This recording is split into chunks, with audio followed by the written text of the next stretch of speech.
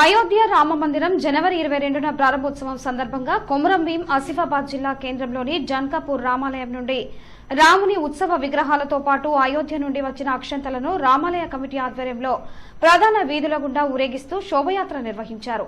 శోభయాత్రలో స్థానిక శాసనసభ్యురాలు కోవా లక్ష్మి పాల్గొన్నారు.